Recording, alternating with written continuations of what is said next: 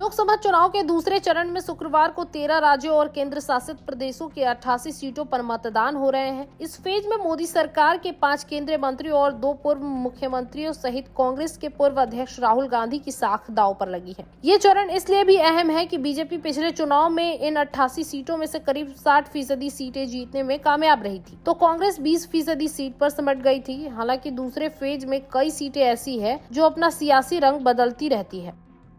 इसके चलते माना जा रहा है कि यह फेज देश की सत्ता की किस्मत का फैसला करेगा। दूसरे चरण की जिन 88 सीटों पर वोटिंग हो रही है, उन पर 1198 उम्मीदवारों की किस्मत दांव पर लगी है। इसमें 1097 पुरुष, 100 महिलाएं और एक थर्ड जेंडर प्रत्याशी है। दूसरे फेज की असम की 5, बिहार की 5, छत्तीसगढ़ की 3, कर्नाटक की 14, केरल की 20, मध्य प्रदेश की 6, महाराष्ट्र की 8, राजस्थान की 13, उत्तर प्रदेश की 8, बंगाल की 3, जम्मू कश्मीर की 1, मणिपुर और त्रिपुरा की 1 सीटें शामिल है।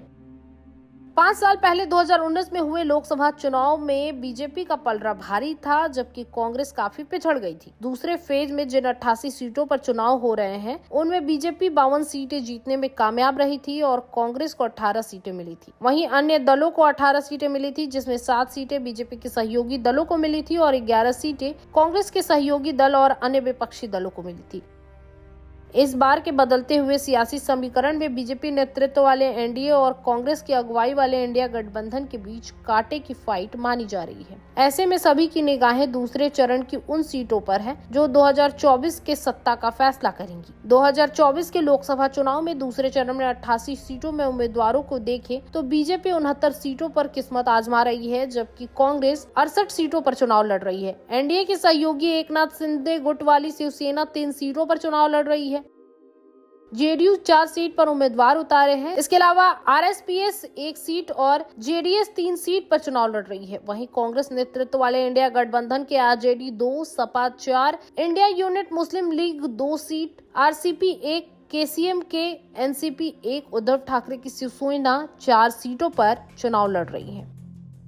वहीं दूसरे चरण के 88 सीटों को देखें तो 34 सीटें ऐसी हैं जिन पर पिछले 3 लोकसभा चुनाव में एक ही पार्टी का कब्जा है, जबकि 54 पर सियासी मिजाज बदलता रहता है। पिछले 3 बार के लगातार जीतने वाली 34 सीटों में से 19 सीटें बीजेपी के पास है। कांग्रेस के कब्जे में 8 सीटें और अन्य दलों के हिस्से में 7 सीटें हैं। वहीं 54 सीटें लेफ्ट होती रहती है, जिसमें कुछ सीटों पर 2 बार किसी का कब्जा है तो कुछ सीटों पर हर बार सांसद बदल जाते हैं। दूसरे फेज में 54 सीटें 2024 की सत्ता का फैसला करेंगी। इन्हीं 34 सीटों पर सभी की निगाहें लगी हुई हैं।